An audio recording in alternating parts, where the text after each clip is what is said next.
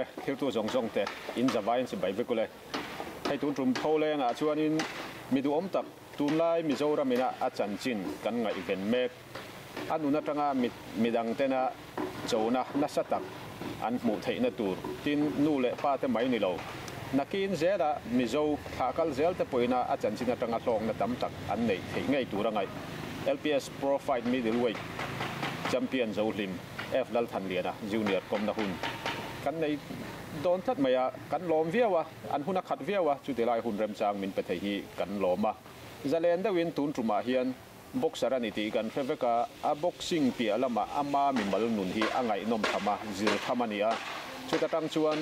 nakinara tam tak la chuat thei tur thil tam tak phau chuat tur min kan ria in hong takin tun truma hian kan in kom dona ami mal chan chin tam tak kan suyangai dona an chung konun te po aniang amaro chu kha kha va in mual phau tum na lam ni lowin midang tenan nun an neya nun tak tak an char theina na ronti kan ni ti kha in lo sa donia hai junior afma sain chibai phot le chibai le hai hun tha min pe kan lom tak zeta in hun nei dan te po kan ria tun tuma hian in hong takin kan in ko manga khai chan chin kan lo ria social media adar na sa lemaya a profile pi alama nang ma nun kong ihring nun jin kong te mang kha kan ril ru a ne tak zeta hetia in kom na hun rem chang min siam sakhi kan lom tak zeta ni ti ka ti lama kan soya hey afma sa in iming hi kan hanena F Lalthanliana Jr ti ne a west te uri maya engwanga he ming hi pu ngei ni le no hi kaming hi ka pa phoni F Lalthanliana a phu chan tak poi ka hre chung lawa ma se an achung te na soidan chon ming dang put tran ngai lo tia a ming anga put tir ang junior tia min phu sakhani sa pho te pon John F Kennedy Jr ten tia John F Kennedy fapa ti na kha ni maya boxer te po Floyd Mayweather Jr te kan bua Floyd Mayweather Senior fapa kha ni maya a western ria ti chuan engting e an han ko thin che e fan ting che nge junior ten ting e thren khan JR te khan ti che kha kan ko than che ni JR te po min ting junior te po min ti Thanlian te po min tiสุดที่จูเนียร์ดินกันก็ยังเช่อีป้าจงจ้างคันในสินคันกันหันสวยเจ้าหันสวยทุยได้ละให้คิวตู้แต่ลำปังคันปุ้ยF Lalthanlianaที่กันเราไม่ทายามิวสิเชียนรับหัวเทียมอันนี้อันนักกินอาฝปังเฮียนินอาจารย์ชินเองหมดแต่ปรนสวยตัวระไงละมีตั้มตะกินกันเรียดเทดานจวนทอคันลายใจเทียมลาเด็กไหมF Laltinมวยละหิดลุงอเลงไม่ตีค่ะปุถันเลียนรับหัวแต่จีงปักขัดจูอันนี้ถ้าอีป้าให้ตุนดินหุ่นอาจงขบเวลาต่อเราติรอส่วนอินชุ่งก็จันจินตั้งปุ๋ยแต่ตินอีป้าจันจินอังที่พอขามีนักการหันเรียดไทยด้านตัวนังมันนัดรู้ลิติจินมินหันเรียดละติรอตัวนั้นเห็นกันชุ่งก็ให้ลุงเลยอิเล็กทริกเวงอ่ะคงกันเจงอ่ะอูนาวปังอ่ะเนี่ยกันอูเขาอินนังกษากับป้าเฮียนกุมสังนี่สองปฐุมคามินบ่าวสันตัวหุ่นลายคานิป้าเด็กข้าจูริมอยห่วงอ่ะนั่นน่าชวนเรียดันโลเวเวียวโลมอมิโซรัมอังปนอีกเรื่องพายมันก็เรื่องพาลุตุกแล้วว่าไอ้มาเฮียนมาเช่อันสวยเวน่าจะทีน่ะปัวลินปัวF Lalthanlianaนายที่มาว่าหุ่นเตปอนมันเฮียลคานียอัลลับหัวอังจีอามามีลุงแรงจีอันนี้ตีแต่ค่ะอาร์ติเคิลครั้งกันหันบุปนกันบุไทยแต่จุนเดียไอจนน่าจุงจ้างอ่ะชวนอินูค่ะไอจงตูเบรันนี่เอ็งอินไอจนน่าแต่สวยจีนี่กันนูฮีกันไอจงตูเบอร์จุนนี่เด็กแม่ตุนดินมาจนโดดเตะเสียวโดดเตะเลยหวนเตะจนให้นังมาจันจินอ่ะหันลูดไตแล้วจิมายังบ็อกซิ่งเปียแล้วมาอีจันจินกันเรียนน่าจูเจลบังโปโลจูโตตินรุยโลปอยน่าอลาวตีบวยเร็บโตอามาโรจูจุงฮาร์สัตนะมิงเชียดไทยนั่นแหละมัวลผูน่ะจงรอนเนเวการอนโอเวอร์เข้ามามิโซรัมแชมเปี้ยนจุ่มนี่รอนนิเทยเตียงจงแต่ขันกันเรียกันเรกิเมมจูอาเรียนแล้ววะข้ามีรุยโลจุงจ้าขันหันลูทีละรุยโลบอยอ่ะชวนอีโลตั้งโตแรงงั้นดิอันสวยเตอีจันจินันเสียเตฮีอดีเกมรุยโลฮีก็ติมาเวเอเมมา class 7 cái này hi chuan lâu lắm mà hiện cắt lan về trăn đều to class 10 chầu về cái này phải cái chuan nó sẽ về to cái thì nó sẽ về lên in lâu hi chút thì lại chuan cũng som pali som panga vel in em class 7 à chuan ni lâu class 10 trong kan som panga som paruk som pasari về là cái chuan Ruihhlo in min ti boy về yêu to hey rak sung chang a chuan a feel da ke ni po kum ruk don kan thok man ta ma ro chu atak tak kha kan ju Ruihhlo ta chuan in midang ina an sort pui theinan engemo nangma chung chang a po rak sung chang a po han zo che kadua drugs ti tanda na hian atira soft drugs an han tia hote te kan ngai mezial te kuwa te po ne ang chu tin mari ang chi te pon han kai anwa hard drugs number 4 kan tiang chi te brown sugar ang chi te khan an kai chho thrin an tia i lu chho dan tak iti tran dan kha min ru thei chuan ti tran dan hi soft drugs an tiang chi a chi lam pang hi ka ti masalem lawa kai chu ai u te kom tam le chim sim nel chi kan ni le kan ni wang hen chuan hei thil re reng wat ti ma sa ve chin chak mi khi kan ni ve sim sim a ke ma hi ami wang de khan ni ka siang no pang te khan ka ti china rol u jok te kom chuan tin hei kan ram sim sim hi riat tur chu kan ram ri dep te hi a zep thu cheng lo ram chang kang lo khovela ram chang kang lo ania chubaga khovela Ruihhlo tolna sanna mun golden triangle ina apal tang kongpui kan nia chuwangin kan thalai te hi Ruihhlo in arun lo theilowa chungjinga chuan van duai tak tak an oma chung van duai a kan ngai te jinga po chuan mi huai sen mi ro pui apal tlang thei an oma chung apal tlang ta te jinga mi chu tuna kan komek junior a hi ania atira te khan hard drugs a khan ilu deuh ngal ta in hun lai khan tuna heroin kan ti number 4 hi chu ala luar vak login karinga ta kha engtenge in han khoi parvon era kha ani dewem dewe parvon hi kati ma sakbar chu ni ba ani mai khashia ke ma chu ti lai thak chuan ya zo na kan nei chu hei boxari ron ni ta the ni khati lai parvon te tin ama che proxivon khoi ho te po kha an ve na chena sa e ve ma tia an ompa ngai pon an vein te ani trua ka tin hliam kan ti mayang chu abscess atama chon te ba na te in nek chu soilo boxing a han kal chu soilo na rum po thok theilo wa khan atam zo kan chua ka engtin nge i him thei si ni ke thiên gia ra ni ka vein te chu a che ve to thawa thi sen tak ngel po hi ka pe thei to lo da vein lian ang chi khau mai nang khau lo chon ka ke vei lam pang hi tinge ka soyang a che ve man ka ti dong tiang deuh khan om ve man hai a bet a kom bet renga ma se pathian khong ina zara tian kain recovera ka ke te po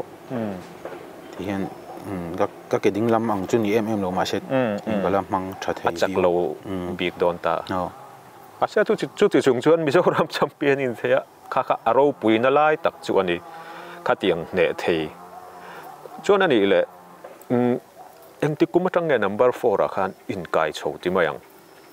a om vel riat theiam a kum tak hi a vel i riat thei chuan a tok maya som paruk som pasari kani kum vel khan tanga chuan hei i englowa chuan in Ruihhlo kan khoi chuan a sen so hi sang em ta ni are da sang ta parvon te po kha a hun lai a tlom lai kan ti te po khan za in pathum voi khat hit na tur kha a dai trok khan ya a rui chung a rei si lo ti khan a kala chumi na angong chu mi poi khoi ti mayang ma ni thil zor te tin midang thil han lak te po ti khan a thleng chowa khotlang tan te chung ko tan te phurit kan nia noksak kan ni te kha om thin ta nangma bi ka inti mual pho na lam ni lo sela khatiang khotlang le chung ko ta na mo thil noksak ti a poi khoya thu boi han nei han mual pho pui ang chi te kha itong manem inti chung khan khotlang ta ni chun này có sẽ là thì chung có tan thì cho anh phụ rồi tắc khá cho anh này về chỉ nào anh này chỉ nào anh này là ít chân chín bạc anh tar lan kan han mua khan gel hiel po lo tang to te khan tia khami gel tan chung chang kha chiang de min han ril don em niang gel hi kum som pariat kani kum khan kani kum chi chia alu tama ni dam doi ka ti tu ka lo ko la wang han ni mani ti we menge police nge exercise kum pon duty ti tan ni exercise aning ka ri kam ni exriat ve ka har tonga chuan pathiana in mu chua dan kha kan ril ru alian riau maya athan in zela tangte ante a athan in zela tan ma pun ni to lom ti te oma pathian ne na in ton dan chan chin kha ri ta cha ko ni pathian hi chu ka riat na rei to a chan chu ni ka tet lai min la phei tu ka pa u reverend evla chung nuwa hei min sir ti tha ma se chu min nuwa adin abula ko om to lo nuwa ding an kal sual chho le pong sual te kan dai chho le khan me ka se reng thawa pathian hi chu hi ka du reng thau boka ami dam doi dik kani lai zong zong po hang ka du reng thawa ma se ka ngai kan du chho dan tan ti tak hi chu ke ma hian kaning ve sim sima i le mi mu sit le nge tinga ka soyang mi en dong ni kha kaning ve sim sima nge mi kha min en ang kan big lo ti kha proof ve ka du sim sim boka chu wang chuan ni etro chuan kami zel kan lut sim sim kha ka hlok pui ka ti ke ma chuan ka thin rem ruat poning ka ria hey in zir tir tha ka ti zela khan mo chu tak chu pathian thu jong pon zela hian pathian thu setak le chiar tai ma le tong trai tai ma tak tak hin lo om bok ti hi ka jung mu chuak boka sualanga kan ngai te zinga khan ni e hei zel te hi kan soi thina nung chang siam thatna in siam thatna mun ani kan tia in hrem na mun ani ngot lowa ataka chumi ti hlo tling tu te zinga mi chu inia midang te ta na enton tur symbol poimo de winning ka ria tin kha mi chung chang in nun bi ka khan han lu le du na kan nei chu ei number 4 chu kan ria draksa po ak ngei har sa zualani centera te camping a te po abik takin number 4 ina ati buai kan enkol chuan keima ni po kan mang ang thina a war phei chuan a pathian nen engkimati theya ma se number 4 chu pathian nen po ngei har sata kan an ti thina har sa ja soinan adik po karinga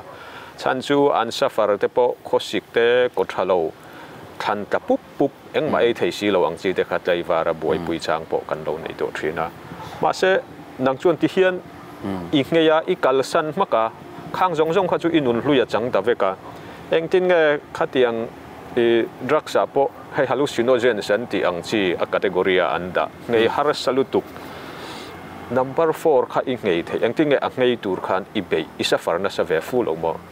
nia ni je chunga safar kan tor zo to nu po khan a safar na zual pui kan tor zon to nu po khan safar chu rei takala oma tun thleng pon ala ti lai chete yang ala ani he are tak tak lawa safari ni kami hemi ti to lo tura hian hele chen ka vele theina chan pakhat chu pathian ama sabera chu pathian chu ni nge ta chuan boxing hi ni bong ka ria tum ke maril ruwa tum ka lo nei ve shim na boxing ka practice a izola ka pheima coach sete bula ka pheima pon boxing ke ma ka lo practice a nakuma chun sete a ka pheinga ka va join ve tong chuma se chumi ma chu tungkum chu ti hian ke ma in ka lo ti ve riang ka ti na te tum nei shim ka ke ma chuan i drugs le addiction laka chuan tum na ya ma ni to ka buai ve ti buai chop ve khat khá trái cái gì tum bul phuk ta cái này khan at hazong in ril ru ru like tin anh mo boxing kha kan soi ta tu na khan i phei ma tang khan i ti chho tran nei in alanga boxing kha i practice don in country kum khat don vel boxing i lu chil chho dan tak i tui sang e engting e bulin tran chho tin aizola sete academia i lu chho dan te po min han ril la ni martial arts lampang sim sim hi ka te tang hin ka tui ve sim sim to pa chu ni dewa chuan ni boxing po hi soi tong deuh khan kami dam doi kan ngai chho kha ti khan keima in ka ti ve thina ka thian te ka som boka pe lo chung te chuan akum le a khan sang ni som ni pani ta khan sete boxing academy ka va joina chuta tang chuan in active takin regular takin aizola ka chila ko sete a noya thatak in ka training ka practice chungmi ani chuan boxing kha hi nau pan deuh lai tang a basic atanga zero in lo ti ani mo klema upan deuh nu ti meng kum tin to nu som ni pel to nu som ni pel ti chung chuan mi zoram champion ni da ron ni thei tho sia be na sat bi ka ngai hle lo mo ni be ka thei to phi keima jong ka chu deuh top sim sima ka midanga in ka be ma na sabi em ti lama ka jong ka boi chung lo ka thei to phi ka chu to pa ni tin jima valan sim kha ka tum boka ni tin na mason kha ka tum ne mai sete boxing academy moto ang deuh hin sete tala mason kha i chan chin an soi da na hei in thanom khoveng te ponin a chung te thil ti na antinan chiat ni that ni te pokan tiang chu in nei te kha tianga chi po khanin aron holo hial thina christmas kum thar bor vel te po hi boxing a in sorbing vectrin ti te khani chan chin an se chu tiang te chu i lo ni rengem ni izola ka va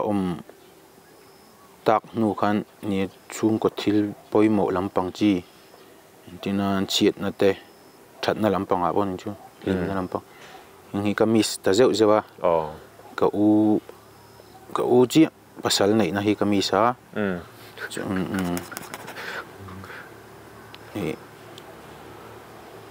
ni chiat na lampang a po valan chang i vathleng man chang te i chun he ta kan chung te hladeu hlek ang chi te ni phejun valan lo top ho lo top te po kha ka nei ni ei boxing zin konga hian ni kum khanin middleweight category a thau khan final lu ta tiro i chak talawa kumina final lu le i chaka a kha i record ke inina rala tanga langsar deu kan hria chunde enge record i lo nei to sang te min hril thayem boxing record hi kala nei tamlo mai ba ka nei thalem lawa i sang ni som ni pan hi tanga khel tan chau kha ka ni ania ka soi to khan i inter district ka khela gold kala chun hemi Mizoram Fight Night Zone le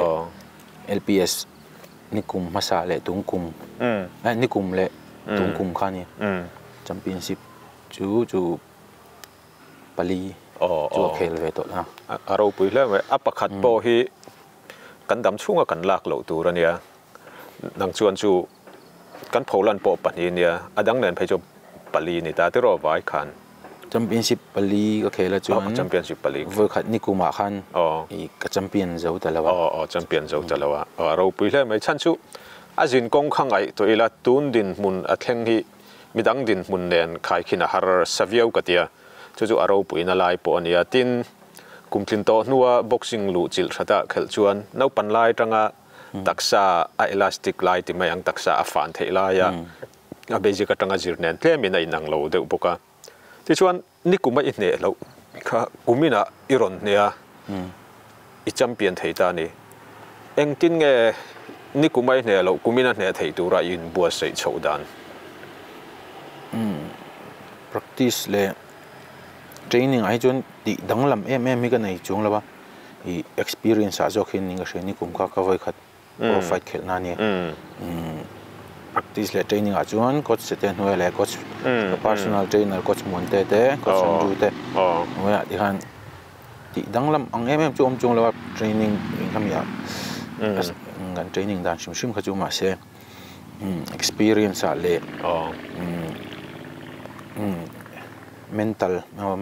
mentally tum chu ka danglam ve hlein ga sia ka mental la anh tin nghe ni tin boxing in practice dan tlang pui jing le tlai zan tiang zong te pon no jing le tlai hi ni jinga hian conditioning le strength and conditioning lampang hi kan ti tlang pui deuh ta chu dareng zat chung me dar ruk atanga dar riat le chan ve te pol ning kan thli chuan tlai lam hi dar nga atanga daruk dar sari thleng te po ni khata dar kar li angani mo a then tui taka an mut lai khan nang nei chu in thanin lo ti tla fe to mu chung ringot chuan thil ro pui I han sual so hi har ve de wa tro I thokrim don ti kha a hriat ani yani le hei ni china kan soyang khan boxer satli ni lova Ruihhlo ina ati buai Ruihhlo a po angol ve na beranti number 4 ina ati buai thininia chumi chu I hnea ne satli mai lo in boxing lu ta boxing lu satli mai lo in ti hian Mizorama boxing competition kan na ya hu hang lian ber LPS Pro Fighter Iron Champion le ta nia hetiang din hmuniron thei nan hian mi poimo tak inunan kan ringa chung azong chu soi haranga mi then khattetal itana mi poimo mi then khattetal min khil thei chuan ama sabera chuan pathian ania chuan kanu le ka unau ka chung te ka thin te min support cha thin em tu ka thin te chuan adoda chuan ka coach te le ka training partner te begin coach te le coach te hi kan soyanga boxing mei ba ka hian thu tha tak hi min shil thina hemi hian boxing coach mi ba ka life coach ani tel pai inun kai froi tu chuan chu ni deuh maya ni le in coach sete a chuan in engtin nge an fui thin dan tlang pui che min fui thin dan tlang pui hi chu taima piang hi mi lo tling ni ti de kum ti ra tang tungkuma kumti ra tanga ti tang ho hi kum to pa profile ta alang le don ti wa zong le dang tam tak ka han soi chu dan mai kha ka thiam bik lawang short course ni lo khan long run ang zong khan in course ka athlir pui che wani mo chu adiki ni riam kumti ra tran la in bo sei tha ha kum to pa an ron par vul nge thin tiang zong te reng mai ni la tun din huna ni tina I hun man dan tlang pui khami in boxing training pia khan engtengai va tho thin tin zirna ila chun zom them nge chun zom to lo tiang chi te po riat kan han cha ka ni tin hun man dan ai chun jing le tlai hi chu ka training practice chu la ti zia chun lampang a hian chung ko lampang na tul ang hak ka ti ve ma tun ti ve me jing na lampang hi chu chun zom to lo ni ne tiro chun zom har to khatiang hun har sa ton na sat lutuk kha chuan ni le hei mi hringin ma chhop kan nei thina I future plan te po kan tiang chu boxing huanga thlen I tum chinamo inun kalzela ta na I ma chhop enge ni itum ang chi te po niang tin tun hnai te po enge ti tuma ruwa manin han nei ti te min ril thei chuanin ni thlen tum chin dia han sang theyang ber thlen ka duwa ni a belt ang zong te chumi chu ka lang ti zong kha chung ka hra chuang lawa ma se keima chuan boxing hi kanun kai hroi tu mana fighter kan yang in fight muwa fight zel khel zel le pathian shereng chunga kanun kai hroi tu ta na man pa ka thil tum ber ani shim shima ช่วยนั่นนี่แหละลุงเลยอ่ะคัน academy คนอินริลรูกนี่เดียวแต่ข้างกันเสียค่ะก็เซตบ็อกซิ่ง academy หน่วยอ่ะแต่branch training เกี่ยมา enculturing ก็ชินพัลนามินเปียจู่รำธราชนรำธรากันตัวมังเมียวสิรำธราชนนักกุมปฏิญญาระดมาเราชวนนักกุมJanuary เวลาจงกันรันชาวเวจันเทตุระกันไว้กุมธา January จังจู่ๆนังมันเอ็นก็ลังนังบ้ากะคัน instructor อังสีเตปอนอมังติรออันนี้แหละเอ็งริลรูปัวเอ็งวางค่ะหันรันตุมเงอินนี่ตัวเต็งอัชอร์ตูตูร์นี่อังติเตปอเนี่ยมีไอจวนตูปนนชอร์เวกเทมาเสเกมาริลรูบิกะจวนลุงเลยเฮียนไฟเตอร์ฮีอันตั้มไม่บักไฟเตอร์ตักนมยังกระเสียเดียตอนนั้นมันเตะลองเคลียร์มันลงไปสตรีทไฟเตอร์อันเดียวที่เตะอันตั้มเรียวยังกระเสียเตียงเดียวตานเตะเลยมีzongตั้งเขาจนเดียวเวกฟิตเนสชิมทินบ็อกซิ่งอันรอนเคลน่าชวนินให้ตูนลายกันขดลางนุนกันนุนที่บวยตัวไอ้เรามาคัลตูร์เตปเอ็งไงว่าเช่นน่ะเฟียงไว้เทียดิเราง่ายก่อยเราละกัน society นะบวยปุยเนี่ยจุบะสวยเสตูระปก็ง่ายเล่มเราว่าทินกันทลายตั้มตักหุ่นโอลันงาลุตุกฟ้างอันนี้เรามาคัลตูร์เตปบ็อกซิ่งมังอินกงดิกะอันคัลเทียงบ็อกซิ่งห่วงคันฟัดโลทิ้งเรามาเสียอปอยโมเบอร์จูกันนุนินะกงดิกะจ่อโลทิ้งนะอัชารขานี่บ็อกซิ่งคันเอ็งมาวันนี้เรามาเสละอินอะคาเดมีอันรอนคัลจวนินดิสซิปลินนัวยาอันอมโดนะจวนหุ่นวันดิเข่งอินอันจิรังทุอยอันจิรังอันนุนขจูจวนอาเซียมทรางอันนุนกงอาเซียลโดนันนี่ติดค่ะกันเบล่าที่ชวนให้อติรลมาอินโซอมตักขานี่อินเคลนักมีดิลวยแต่เนี่ยสมสรีจังสรีทุมินการเนี่ยครับมีดิลวยค่ะรุกกัวจังสรีลีรุกกัวจังสรีลีอินเปลี่ยนวิวตัวอินฮุกโปเราอมทำตัวนังมาบีคีเอ็งเตียสังอินนี่อิริจงเตะเรียดกันหันจากะ59กันเนี่ยตุงกุมามินเตดังกันจวนtitle fight คัน73.6 well กันเนี่ย73.6ฟิตงาเลยอินจิสกัวอันนี้แกจะสมสรีปฐุมมาริตันเนี่ยกันหันตีนัชันสุกันมูลยันฟักล้อมาใช้กันดินกลานขันกันจิกเวทเอร้อนเสร็จแล้วจู่บางอินเตะสวนแล้วอลเรียวอาริจงค่ะกันหันโจตาที่จวนให้ทิลกันหมู่เบล่าอีบ้านเวลมาอิตาตัวอินเจียค่ะเอ็งเออมเจียเอ็งวางหันชูเงยนี่อินโจทุดเตียงให้กับไบเบิลจังดูเบอร์เนียฟิลิปปีบุงลีจางสมปฐุมมินติจักตัวจวนเองกิมก็จะไทยดีกันเราปุยแล้วไม่อีไบเบิลจางดูเบอร์คาเตียนิตาลังค่ะอาจารย์เรียดกันจากทุกกันโจทย์โนเลจนี่ให้กันหุ่นตอบล้ำกันไหนยังอาบิกตะกินอินฟิมมีเตฮีอัตตักกัติทรินมี practicable กันที่โดนไงไอ้ทูตีซาจันติทรินอันนี้ทุล้ำมาให้จวนอันตรงช้ำกลางปุยอาจารย์ชูอัฐารุมอัตตักกัติลติมินิวางินจู่ๆกันอินเตอร์วิวเราเคลียร์ตัวเดปอนอันตรงกำเทียมวางกอมกันนี่เราว่าจินตรงกำเทียมตัวเราเบสย์ปุ๊อันนี้เราว่านี่ตีข้ามินเราเรียดสักเท่าละไลน์รั้งกันเลยอันไลน์ข้าอันนี้เราอามาเราจู่อันตักษาอินทีละตีทรินข้าตรงกายอินตุนดินมุนาเฮียนันรอนสวยชัวกันนี่ตีข้ากันเราเรียดสักโดนนั่นเนี่ยที่ส่วนกันอินกลมตบลำกันในโดนนะอีจันจินาเราปุยจวลไลกันกลมน่ะชันเจเลียนตักตินมีน่ะอันไงเวนชันเจเลียนตักปอขัดยังหุ่นเขียลุตุกอบิกตะกินรุยเล่าอินติบวยจุงเจปอรุยเล่าเสร็จแล้วลุตุก number 4นั่นจะอติบวยจุงเจปออินเนี่ยตักษาดูทุสามปอในดูทุสามปอในเราจุงเฮตียงเราปุยตะกะอีรอนปาร์ชวกที่เราปุยกันเตียจู่ๆอีทลายปุยเฮตียงรุยเล่าอินอติบวยเมกตะตานปอเฮียนทุจ่าอินในกันริงจูมีตะตานะอีทุจ่าจูเองนี่เนี่ยเราอินติบวยเดตัน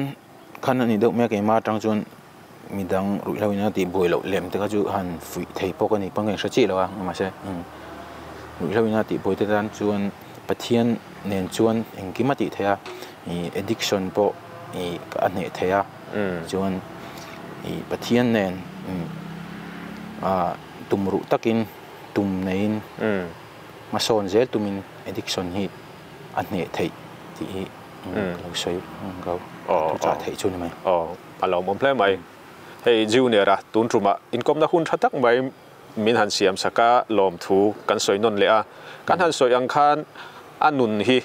entonatan kan duya ma chu wanga tun hun ron buat soya inkom na hun rem chang in ayam ti kan nia ni china han soi ang khan lunglei ram thara kum thara tang hian boxing academy an ron hong dona chuta chuana ma hi ala omzui zel dona instructor a main instructor chu anilo mai thaya in fight chun zomte ala duwa nu le pa kan fa te tin thalai te po hetiang lampang tuipui an kan se mo zeilo mo khang te khachu kal vek turin kan in soma tin mipa mizo mipa kan tlem sia mipa dik tak ni a tin he kan ram din hun han thlir te po hian manita na in ven na te po kan ma mo nin kan ria chunga tan te po chuan thuai hrim zirnan pon kan fa te he academy a kal pui theu tu rian kal tir theu tu rian kan in soma tin junior abi po engkim ti theyan a puyang chenga ama ichela ama poina chel tlatang chenga chuwangin inun konga ruai je lang chenga imhalam hunatan mihlo tling tak ni turin du sang na sang ber kan hlan che ni kalom ni tu ka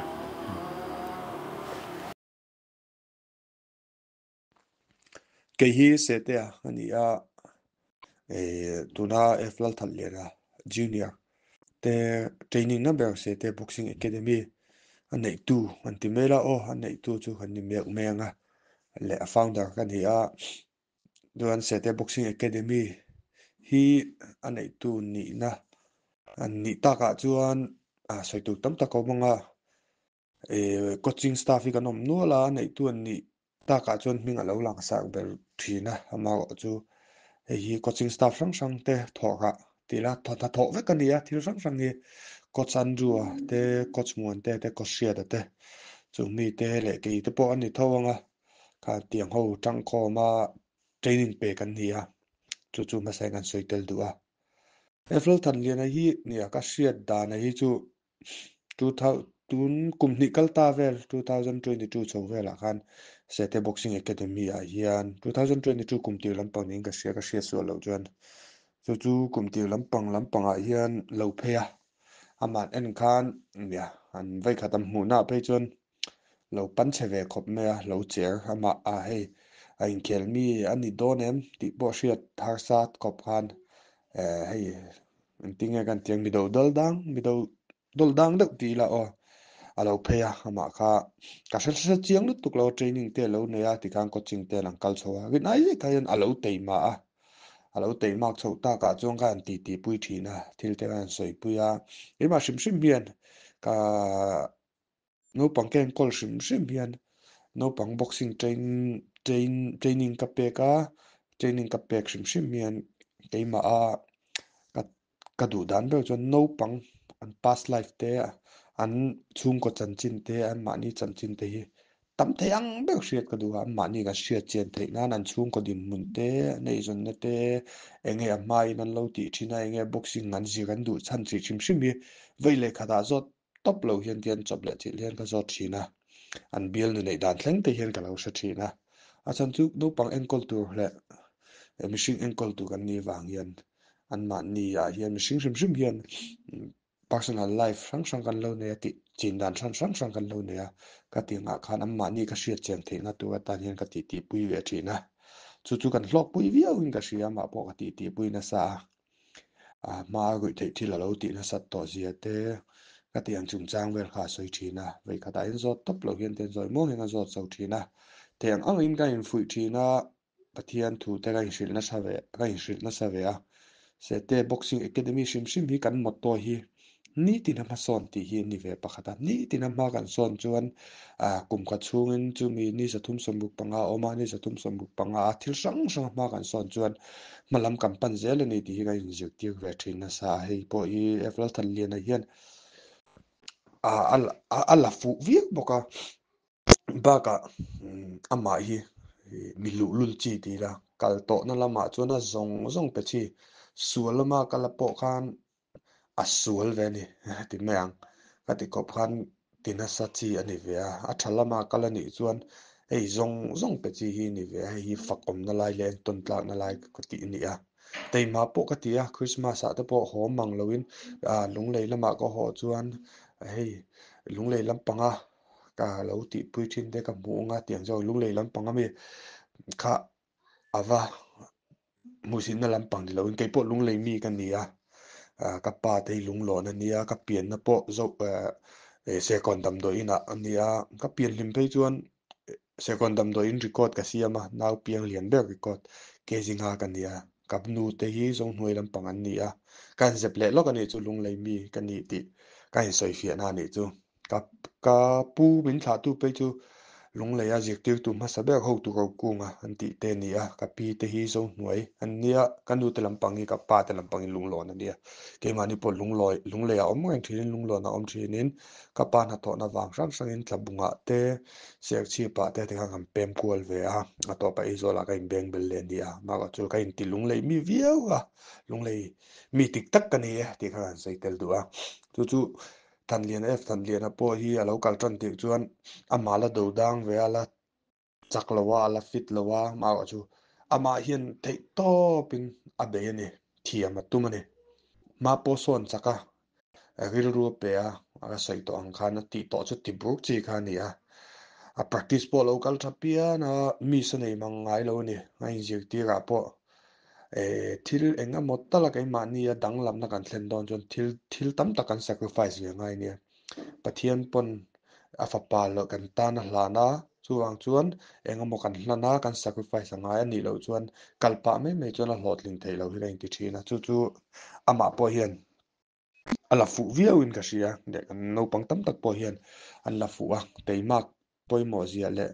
pathianin mi tu poi mal som adua ama o chu amal som na do thlen hi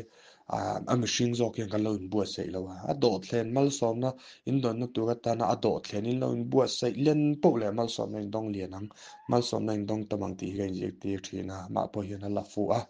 hi kan tangkai pui viawa teima khi kan injek ti ga ni ani de top me a ke ma ni ai chuan mi hlotling mi teima te hlotling na khovel ti hi kan injek ti dan ani a chuwa ka chuan a technique le skill saka chu boxing ani na in kan injek ti thowa injek ti pe lama hian kan tum ber pakhat ei chu he sport hian mihring nun kong hi hruai thawa se champion an ni lo pon an nun kong hi hruai diko se khovela hian champion kher te hlotlin na chan tu an ni lowa champion lo poin hlotlin na chan thei ni ti te kain lain jiu te we na sa hi la fu boka chu ama nuna en ton tlak ka ti em pakhat chu Thanlian hian thili atum tak tak ani ti lan na pakhat chu tuna ama po hian a sacrifice le na sa ni a u te in nei po ka kal lawang ka kal chuan chu ti ka training a boi don tiang chi khan ama hian ril ru pe ke ma po hian ka ship thina ke po hi kum enga maza chun chu in nei na te birthday lom na te tiang function shim a hian ka kal du lo a chan chu ka kal chuan ka training ka coaching pe ka buai do na ka na buai do na chumi wang chung ka tel lo in nei theya ka tel lo in birthday an lom theya ka tel lo in mithian vui thei ma se mithi te chu a hun na ka chung te chu ka thian tha te chu ka man huna a san pen ka gal le me thin ti te amma ni fu nan ka mang thina chu po chu Thanlian chu na la fu a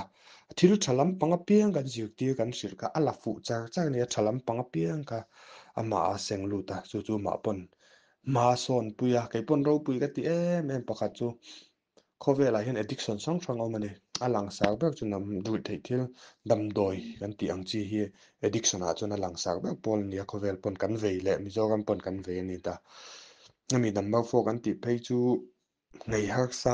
har sal tuk adam doi a thlang na dam doi om lo chuan ngei thei lo ti ten an soi thin ani ma se Thanlian a hian a thei ani ti a lo chianga a lo pu fa ruang chun ama hi a fakom ka ti tuma ruwa a lu lul na hi thalama a seng lu ta hi kan loma ke mani po kan loma kan tong trai a pathian hne na kan dila pathianin ami ta tong trai na chu ngai thla a thei to min chuak puya ama po huai sen na le chakna pe zela kan soi du chu mi tam takin kuwa an eya tlerol te ten sikak ten eya meiziel ten zu an ngei thei lo ni har san ti lutuk chu khovel pon thil ngei har sa berpola ngai kha a ngei thei ni chuan mihring hian kan tum le kan du pot chuan thei lo om lo ni ti lo ti chiang tu le inspiration atan hian tha ka ti khop me keima poian aman hem po kan ti na sa a kanin fui ve na sa ni pathian zara kanin fui na te thalama ala lu zela tuna pe chuan ama wang hian ngei tu na plan dang te kan nei thei pa pathian zara hei tuna po ama hi lung leilama ama nena in collaborate thil ti dun turin ruam man na kan siam me ka kat kei pe chu man deuh la chuan tungkuma lo fital alo ti fel vek ka duama ro chu hei hun pui te kan thleng dona thil har sa ve deuh om ve na lam panga le kong sang sanga tungkum hian kan lo ti zo man angem ok a tria sete boxing academy branch dang ang hi lung leilama thanlian atene na in collaborate thanlian aten Lalthanliana Jr ten en kolanga keima pon thei top ka chu puyanga boxing training la a katiang chi kha ti le kan tuma tuna yan bungwa pokan cha thleng vek to a ti mei thei ani to a ma ro chu la set ta fel te nga ya thil la ti tu tam takalom wangin kan la hong thei lawa ma se tuna tanga thani khat thakhat thani khat poni lo thakhat ka ni khat ti teng pathian za kan dama kan ti thei te ni chuan an hong ve mei kha kan ril ru ka chu lung leilama po na sa zo kam ala kan tuma chu angkal hei tuna kan program nai le thanlian tan po ama chona ma son the nan ti khan ti kan tuma thanlian kal chho del dan tu ga hian ama po a khet chowa te kal chho the tu thi sete boxing academy hian pro team kan nei ve a ami kan pro team kan ti om je tak chu professional boxing team anga nei deuh mai chu tianga ati tha le a tha tak tak kan tiang chi ho hi pro lak lua in khelna tu ngai tu chho zel en tin an laldin sang ate anga tian ngai tu chho sak zel kan kan ti ve ani a pro ti ma te kan la lut to a thanlian ate ho chu ankal zel na dan tu po kai ni pon thei top kan chu anga e kan ngai tu pui ve zel tu ga kan nga ya kan thei top in academy coaching staff te le ami zong hian chu akal chho zel dan tu kan ngai tu le kan ril ruk chu ani a pathian za kan dam ani chuan ta chuan tuna la Lalthanliana wanga kan ril ru lom ta dei ngai tu na thar kan nei chu kan thiampa gt kan tia project fitness nei tu chu mi te nen ta kan ril ru dei chu ke Lalthanliana example min petoni inspiration min petoni mi wang hian tuna hian mizoram thalai tam takui thilam buaya chumi chan chu a thei dan tu chu ngei tu ang kan tia zaina ei mani po khan phone a kan soya phone a chon soi lawang ati tin soi ang kan tia ei hi kan tum dan chuan ani po gym nei tho nia ke ni po academy kan tia boxing le gym nena kopin kan ti puya ta chuan hetiang gui thei thil lama har sat na nei tan hian a free ngang kal tirang a free an ti khan e poisa choi lo ni chu ama wa chu feedback to kan nei ve tu ani an feedback to ka chu an ma ni a ngei an tumang ti vel chu kan ngei tu na chu na lo oma ka tiang an ma ni ta na tu lai thalai gu te til tina sa nan ti la hetiang lama